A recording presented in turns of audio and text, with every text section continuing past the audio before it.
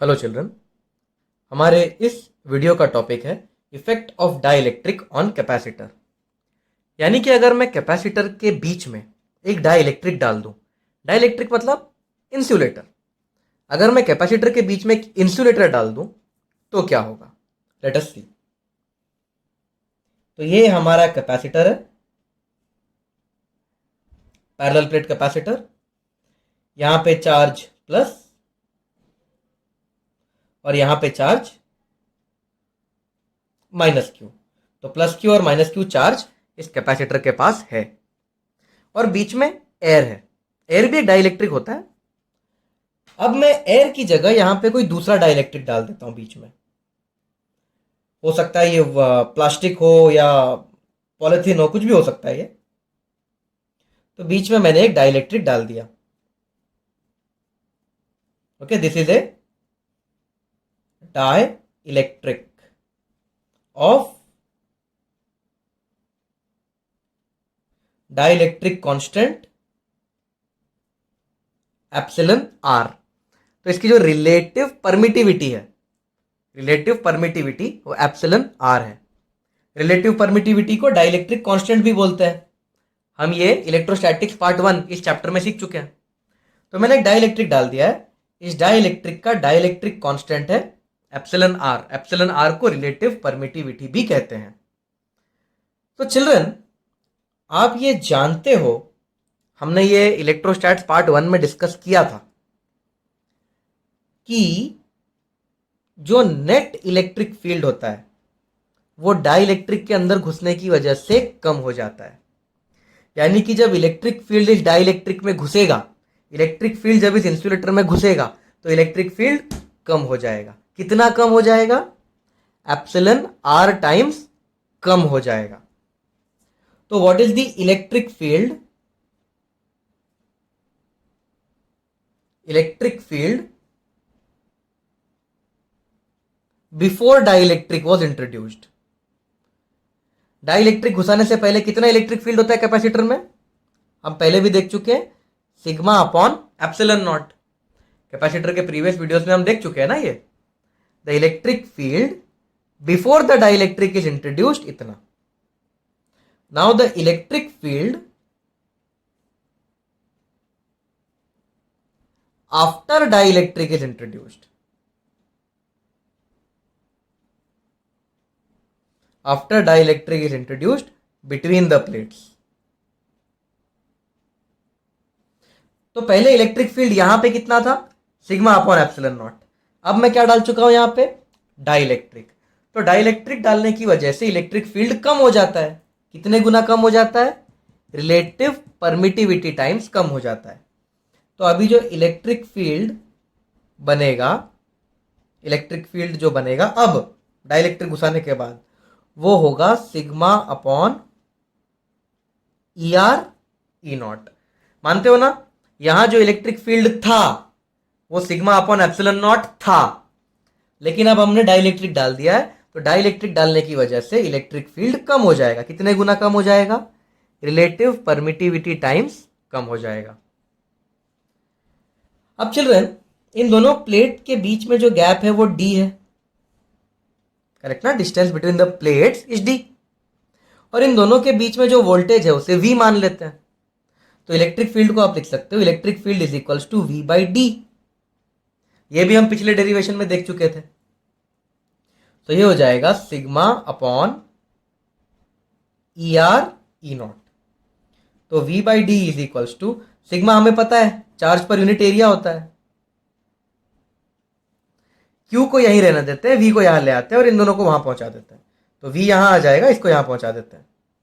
Therefore Q by V, Q by V हो जाएगा ना, is equals to E R E not A by D. इसको यहां पहुंचा दिया। क्यू बाई वी क्या होता है? सी। तो कैपेसिटेंस कितना हो जाएगा? E R E not A by D. तो ये हो जाएगा कैपेसिटेंस। अब मुझे बताओ, capacitance with air as dielectric. जब यहां पे हमने एयर माना था, तब पैरेलल प्लेट कैपेसिटर का क्या कैपेसिटेंस था?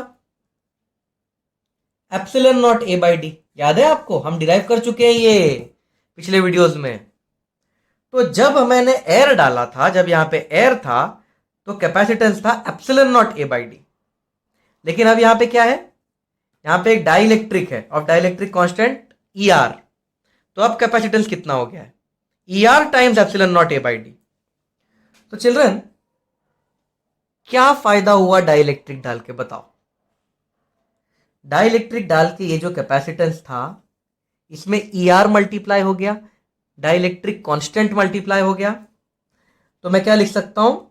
Therefore capacitance increased by E R times if dielectric is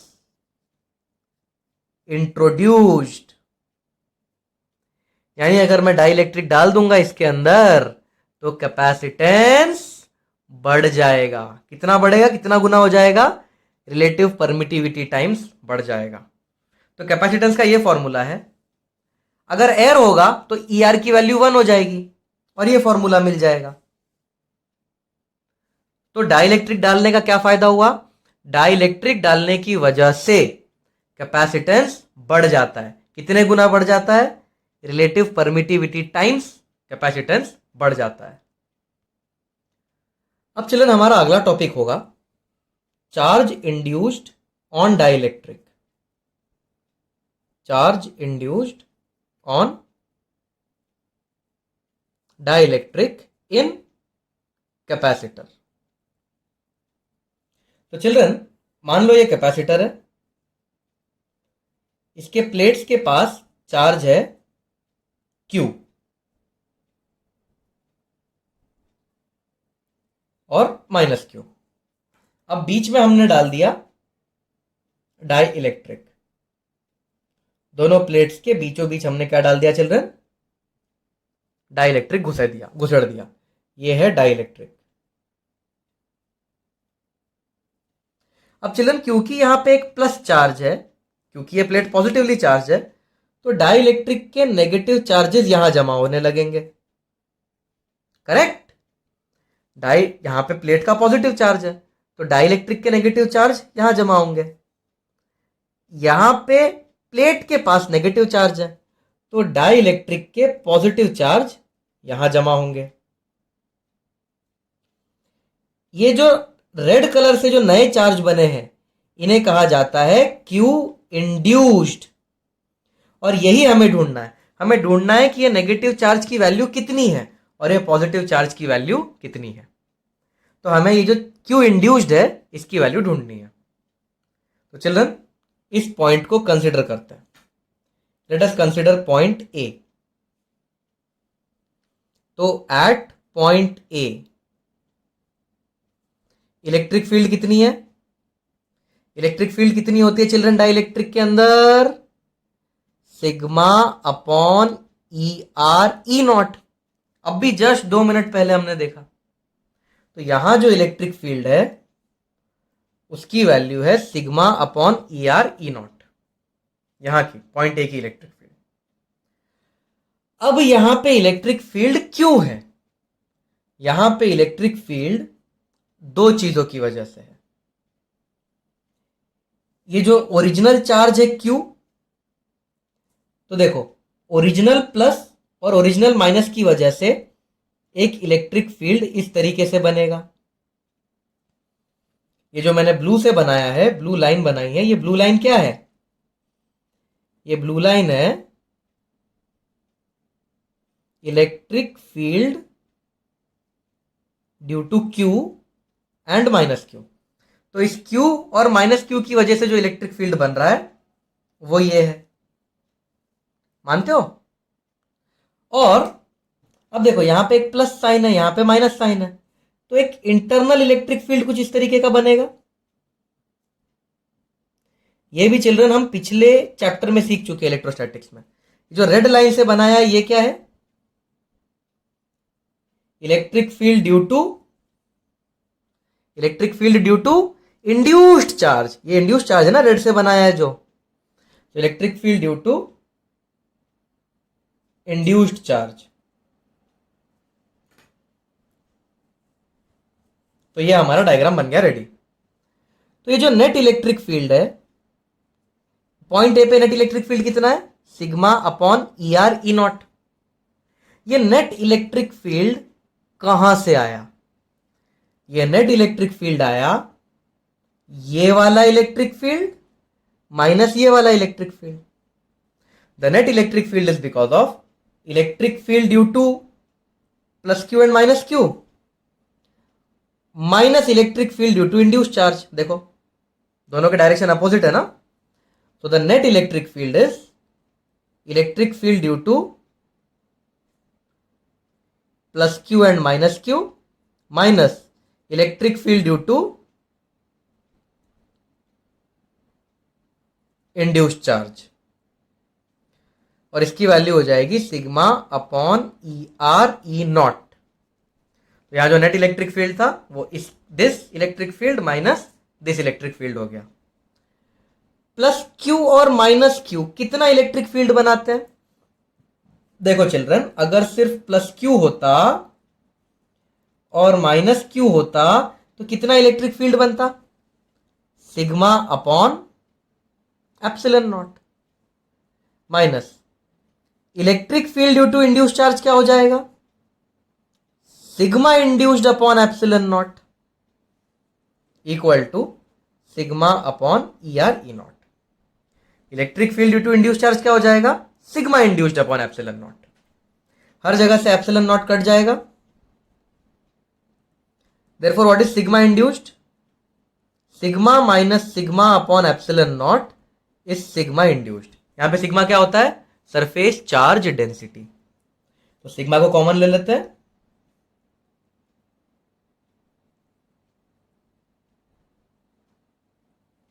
अब चलिए सिग्मा क्या होता है, सरफेस चार्ज डेंसिटी। तो सिग्मा को लिखा जा सकता है चार्ज पर यूनिट एरिया। और सिग्मा इंड्यूस्ड क्या होगा, induced charge per unit area. Area area भी कट गया।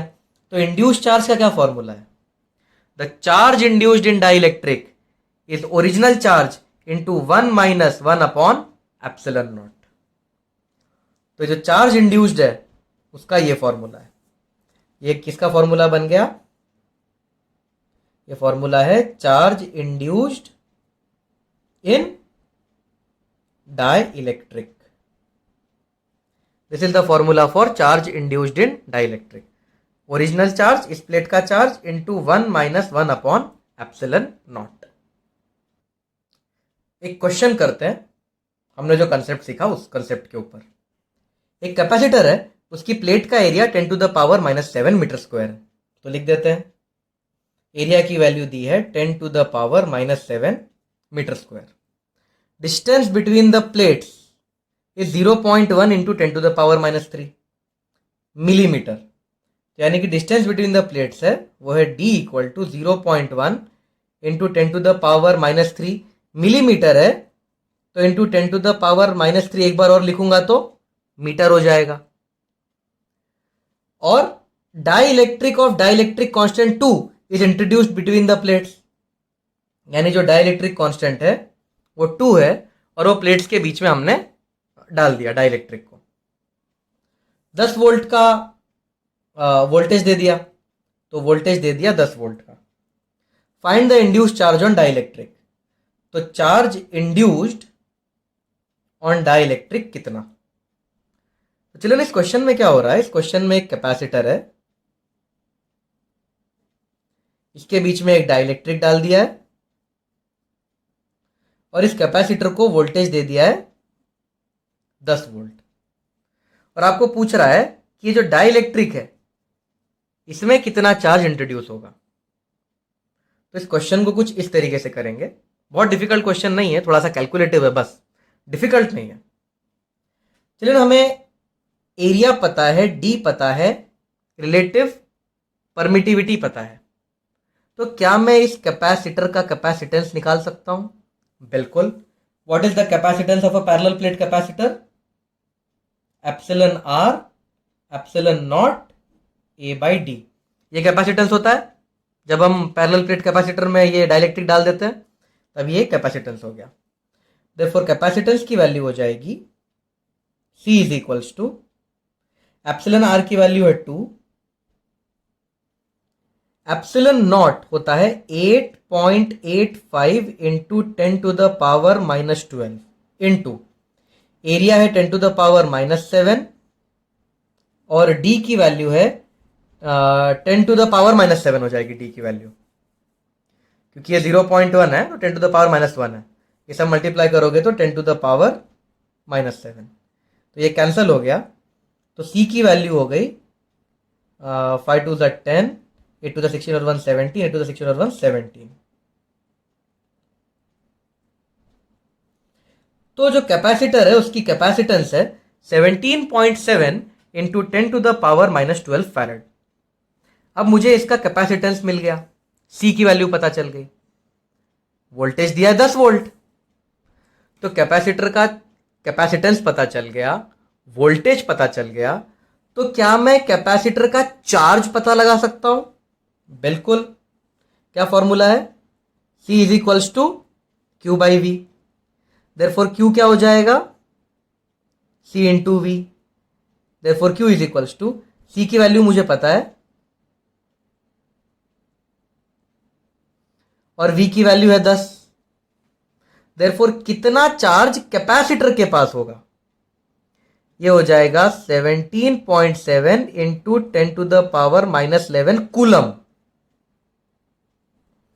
तो मुझे पता चल गया है कैपेसिटर के पास कितना चार्ज है, पर मुझे ये नहीं पूछा है कैपेसिटर के पास कितना चार्ज है, मुझे पूछा है डाई इलेक्ट्रिक में कितना चार्ज इंड्यूस होगा। मुझे ये वाला चार्ज मिला है, देखो ये बाहर का Q और ये माइनस Q का वैल्यू मिला है, जो बाहर के Q है उसकी चार्ज उसका वैल्यू मिला है, मुझे कैपेसिटर का चार्ज मिला है, डाई इलेक्ट्रिक का चार्ज पूछा है चिल्ड्रन। तो डाई इलेक्ट्रिक का चार्ज कैसे निकालेंगे? अभी मेरे पास जगह की जरा कमी हो गई है, मुझे पेज पलटना पड़ेगा, आप यहां तक कॉपी कर लो, मैं बताता हूं डाई इलेक्ट्रिक का चार्ज कैसे मिलेगा। तो चिल्ड्रन इंड्यूस्ड चार्ज का फॉर्मूला हमें पता है, charge induced on dielectric is given by charge on capacitor into 1 minus 1 upon relative permittivity. तो जो चार्ज इंड्यूस्ड हो जाएगा इज इक्वल्स टू, चार्ज कितना आया children capacitor? 17.7 into 10⁻⁻11 into 1 minus 1 upon relative permittivity है 2। तो ये हो जाएगा 17.7 इंटू 10⁻⁻11 इंटू हाफ, तो 8.85 into 10⁻⁻11 coulomb. This is the value of induced charge on the capacitor का डाई इलेक्ट्रिक। तो चिल्ड्रन अब आपके सामने एक क्वेश्चन है, क्वेश्चन ये है कि ये एक कैपेसिटर है, देखो ये दो प्लेट्स है कैपेसिटर के ऊपर और नीचे, तो ये दो प्लेट्स हैं कैपेसिटर के और प्लेट से इस तरह से वायर निकल रहा है, और इस कैपेसिटर के अंदर हमने एक नहीं दो दो डाइलेक्ट्रिक घुसा दिया। ये देखो ये डाइलेक्ट्रिक है और ये दूसरा डाइलेक्ट्रिक है। इस वाले डाइलेक्ट्रिक का कांस्टेंट है ER1, इस वाले डाइलेक्ट्रिक का कांस्टेंट है ER2। आपको पूछा है कि ये इसका नेट कैपेसिटेंस क्या है, find the effective capacitance, find effective capacitance. तो चिल्ड्रन ये क्वेश्चन देखने में भयानक है पर है इजी। आपको बस क्या करना है, अपना पेन पेंसिल जो भी है वो लो, ये देखो ये प्लेट है, इमेजिन करो कि करंट इस वायर से प्लेट के पास आया, तो करंट आ रहा है प्लेट के पास। अब जब करंट प्लेट के पास आएगा तो उसे दो रास्ते दिखेंगे, थोड़ा सा करंट इस वाले डाइलेक्ट्रिक में भी घुस सकता है और थोड़ा सा करंट इस वाले डाइलेक्ट्रिक में भी घुस सकता है, और फिर ये करंट यहां से निकल जाएगा। तो यहां से करंट आया, उसे दो रास्ते दिखे तो दो पार्ट में डिवाइड हो गया और फिर से मिल गया। तो चिल्ड्रन आप बताओ करंट डिवाइड सीरीज में होता है या पैरेलल में? ऑफ कोर्स पैरेलल में। तो इस सर्किट को आप इस कैपेसिटर को आप कुछ इस तरीके से बना सकते हो।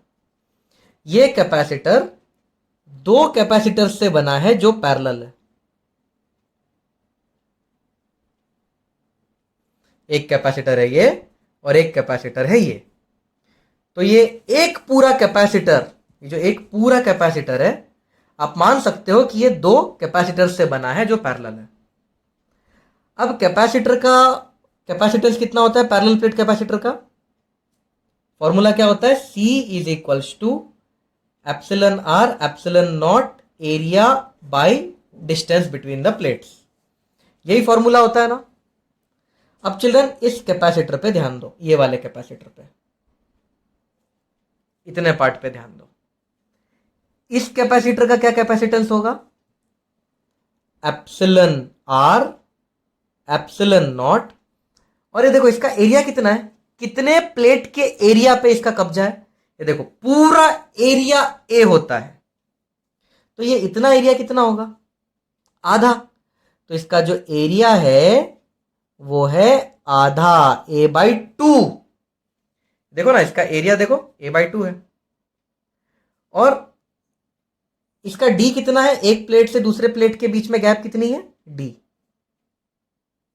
तो मिल गई इसकी कैपेसिटेंस। अब इसकी कैपेसिटेंस निकालते हैं। ये हो जाएगा ER2 E0। अब इस कैपेसिटर को प्लेट का कितना एरिया हासिल है, नसीब है? a/2। और दो प्लेट्स के बीच का डिस्टेंस d। तो ये जो डाइलेक्ट्रिक है वो d लेंथ तक फैला हुआ है।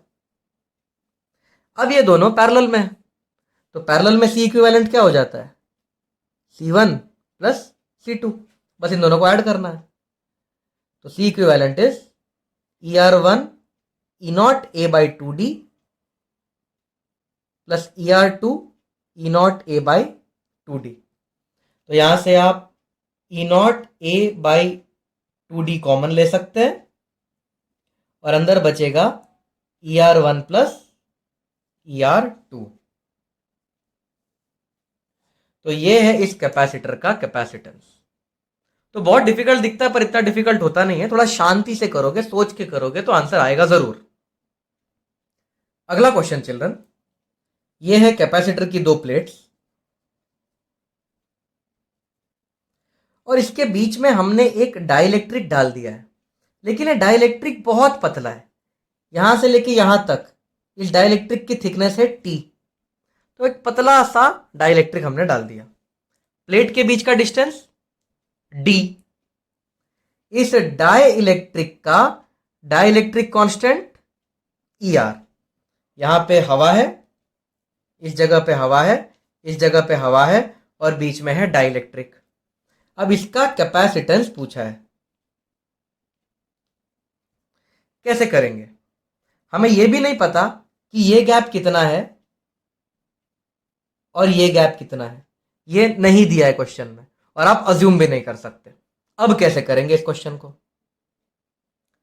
तो चिल्ड्रन इस क्वेश्चन की ट्रिक है कि आप इस डाइलेक्ट्रिक को पकड़ो और साइड में खसका दो। क्या ट्रिक है? डाइलेक्ट्रिक को पकड़ो और एक साइड में इसे खसका दो। तो ये डायग्राम कुछ इस तरीके का बन जाएगा। ये है एक प्लेट, ये है दूसरी प्लेट, ये आ गया अपना डाइलेक्ट्रिक। इस डाइलेक्ट्रिक की थिकनेस है T। ओवरऑल थिकनेस कितनी है? D। ओके, यहां से लेके यहां तक पूरी D है। तो ये बची हुई थिकनेस कितनी है? D minus T. ये बची हुई थिकनेस D माइनस टी है, क्योंकि ये पूरी यहां से लेके यहां तक D है, ये T, तो बची हुई D माइनस टी। अब चलिए ये प्लेट है, ये है प्लेट्स। तो मान लो करंट आ रहा है इस तरह से प्लेट के पास। उस पूरे के पूरे करंट को डाइलेक्ट्रिक में घुसना पड़ेगा, डिवाइड होने का कोई मौका नहीं है। देखो जहां भी घुसेगा यही डाइलेक्ट्रिक है। फिर इस करंट को हवा को पार करना है, फिर ये करंट यहां आ जाएगा। ऐसा आप इमेजिन करो, असलियत में ऐसा कोई करंट वरंट नहीं है। आप बस इमेजिन करो कि करंट यहां आया, फिर वो पूरा का पूरा इसमें फैलेगा, इसको पहले पास करेगा, फिर हवा को पास करेगा, फिर बाहर आएगा। तो चिल्ड्रन करंट डिवाइड हो रहा है क्या? नहीं, करंट तो पूरा का पूरा करंट पहले डाइलेक्ट्रिक में, फिर पूरा का पूरा करंट हवा में, फिर पूरा का पूरा करंट बाहर आ गया। करंट डिवाइड कब नहीं होता? जब सीरीज में होती है कैपेसिटर। तो यहां पे आप इस तरह से बना सकते हो, दो कैपेसिटर सीरीज में, एक कैपेसिटर ये, दूसरा कैपेसिटर ये। अब कैपेसिटर का क्या फॉर्मूला होता है? Epsilon R. इसका एप्सिलन आर हमें दिया है, एप्सिलन आर एप्सिलन नॉट। कितने एरिया पे कब्जा है? इस डाइलेक्ट्रिक पूरे प्लेट का एरिया पे कब्जा है ना। देखो ये वाला डाइलेक्ट्रिक पूरे प्लेट के एरिया को टच कर रहा है, ये डाइलेक्ट्रिक पूरे प्लेट के एरिया को टच कर रहा है। तो एरिया है ए और डी, डी यानी कि इसकी थिकनेस है टी। अब ये वाला कैपेसिटर मतलब ये तो हवा है, तो इसका ER1 है, तो इसका क्या फॉर्मूला हो जाएगा? Epsilon naught. इसमें ER क्यों नहीं लिख रहे हैं? क्योंकि बेटा हवा है, हवा का रिलेटिव परमिटिविटी 1 माना जाएगा, तो ER की वैल्यू यहां पे 1 है। और इस हवा ने पूरे प्लेट के एरिया पे कब्जा करके रखा है, तो A अपॉन कितनी थिकनेस है हवा की? D minus T. अब ये दोनों सीरीज में है, तो क्या फॉर्मूला लगेगा? 1 upon C equivalent is equals to 1 upon C1 plus 1 upon C2।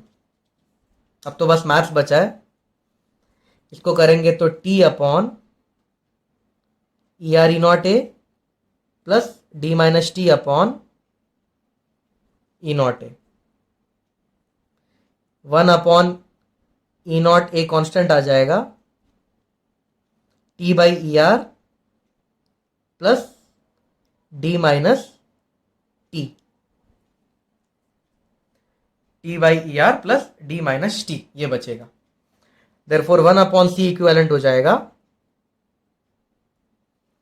1 upon epsilon not a, ये हो जाएगा T plus ERD minus ERT। 1 upon C equivalent मिल गया तो सी इक्विवेलेंट मिल जाएगा, सी इक्विवेलेंट हो जाएगा, अब उसको उल्टा करना है, तो ये हो जाएगा epsilon not a upon T plus ERD minus ERT। तो ये है इक्विवेलेंट कैपेसिटेंस का फॉर्मूला, फॉर्मूला नहीं सॉरी आंसर। तो क्वेश्चन में बस एक ही ट्रिक थी, इसको पकड़ के साइड में लेना था। चिल्ड्रन फिर से हमें नेट कैपेसिटेंस निकालना है, फिर से दो दो डाइलेक्ट्रिक्स हम अंदर डाल चुके हैं, आपको पता लगाना है नेट कैपेसिटेंस कितना है। आप ट्राई कीजिए वीडियो पॉज करके। ओके, तो अब मैं सोल्यूशन बताता हूं। यह है प्लेट, मान लो करंट यहां से आ रहा है, उस पूरे करंट को इसको पार करना पड़ेगा, फिर इसको भी पार करना पड़ेगा, तब जाके यहां से बाहर निकलेगा। कहीं भी करंट डिवाइड नहीं हो रहा है, मतलब ये दोनों सीरीज में है। अब इस कैपेसिटर का क्या वैल्यू हो जाएगा? ER1, देखो इसका डाइलेक्ट्रिक कांस्टेंट ER1 है, इंटू ई नॉट इंटू इसने कितने एरिया पे कब्जा करके रखा है? इसने पूरे के पूरे ए एरिया पे, अपॉन ये पूरा डी है, इसकी थिकनेस कितनी है? आधी, D/2, तो D/2 यहां आ जाएगा। अब सिमिलरली इस कैपेसिटर के लिए ER2 एप्सिलन नॉट, ये वाले कैपेसिटर ने कितने एरिया पे कब्जा करके रखा है? पूरे के पूरे प्लेट के एरिया पे, तो ए, और इसकी भी जो विड्थ है वो कितनी है? D/2। अब ये दोनों सीरीज में है, तो हम लोग क्या यूज कर सकते हैं? 1 upon C equivalent equal to 1 upon C1 plus 1 upon C2, D upon 2 ER1 E not A plus D upon 2 ER2 E not A. तो 1 अपॉन सी इक्विवेलेंट हो जाएगा, D अपॉन 2 कॉमन आ जाएगा, E नॉट भी common आ जाएगा, A भी common आ जाएगा, तो इसके पास बचेगा 1 upon ER1 plus 1 upon ER2। अब तो प्योर मैथ चालू है children. Therefore 1 upon C equivalent equal to ER2 plus ER1 upon ER2 ER1। तो जो सी इक्विवेलेंट हो जाएगा वो हो जाएगा 2 ε0 a/d into ER2 ER1 upon ER2 plus ER1। ये स्टेप्स पूरे मैथमेटिकल है यहां से लेके यहां तक।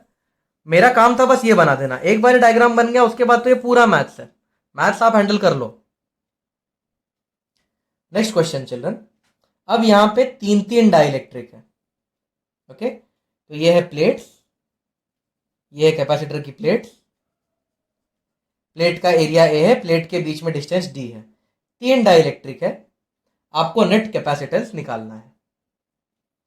तो चिल्ड्रन इस क्वेश्चन में क्या हो रहा है, ये है प्लेट्स, तो करंट कुछ इस तरह से आएगा, और यहां पे करंट आने के बाद करंट को दो दो डाइलेक्ट्रिक दिख रहा है, तो कुछ करंट यहां चला जाएगा और कुछ करंट यहां चला जाएगा, तो करंट हो गया डिवाइड। फिर ये दोनों करंट इसके थ्रू पास होंगे और फिर ये करंट बाहर आ जाएगा। तो यहां पे करंट आया, दो डाइलेक्ट्रिक दिखे तो दो में डिवाइड हुआ, फिर वापस से मिलके बाहर आ गया। तो अब इसकी सर्किट कुछ ऐसे बनेगी, यहां डिवाइड हो रहा है तो यहां पैरेलल, तो इसकी सर्किट जैसा दिख रहा है देखो ऐसा, वैसे ही बना दो। तो आपके पास एक कैपेसिटर नीचे है, एक कैपेसिटर ऊपर है, और एक कैपेसिटर यहां पे भी है। तो टोटल हमारे पास तीन कैपेसिटर्स हैं, एक ये और एक ये, एक दो तीन कैपेसिटर्स मैंने बना दिए। अब इस कैपेसिटर पे ध्यान देते हैं, तो इसका जो कैपेसिटेंस हो जाएगा वो हो जाएगा ER1 E0। प्लेट के कितने एरिया पे कब्जा है देखो, प्लेट के सिर्फ आधे एरिया पे कब्जा है, तो A/2, और ये टोटल थिकनेस D है, तो इसकी थिकनेस कितनी है, ये तो सिर्फ आधी थिकनेस है, तो इसकी थिकनेस है D/2। देखो ना ये आधी थिकनेस है ना, देखो ये D है तो इसकी थिकनेस आधी है। अब इस कैपेसिटर को देखो, ER0 इंटू, इसने कितने एरिया पे कब्जा कर रखा है, आधे एरिया पे, तो A/2, और इसकी थिकनेस भी कितनी है, D/2। अब इस कैपेसिटर को देखो, ये वाले इस कैपेसिटर को, तो ये हो जाएगा ER3 E0, पूरे एरिया पे कब्जा है इसका, तो A, लेकिन इसका विड्थ देखो ये पूरा D है, इसका विड्थ है D/2।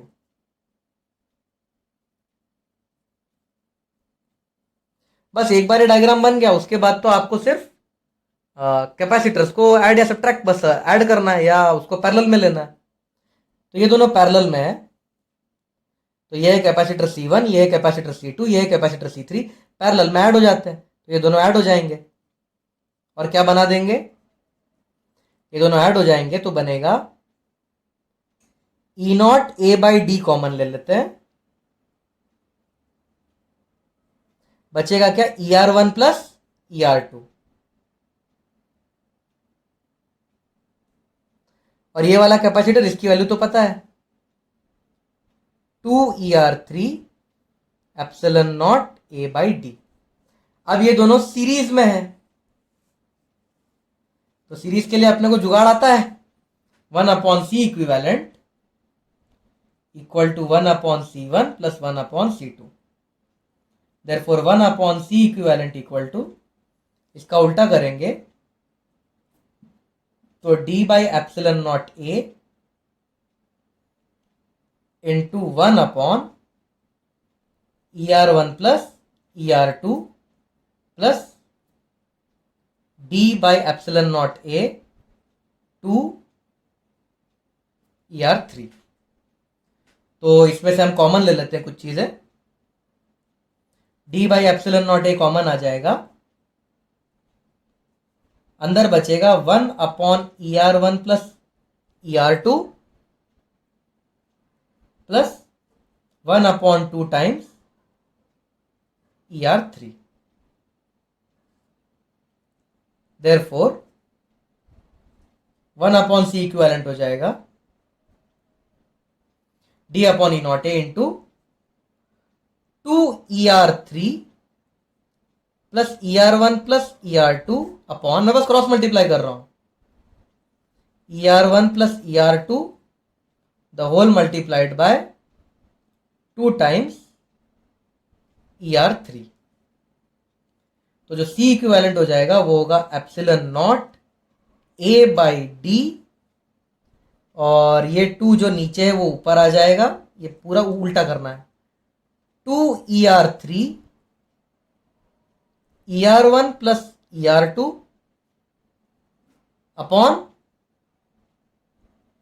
2ER3 plus ER1 plus ER2, ये होगा नेट कैपेसिटेंस।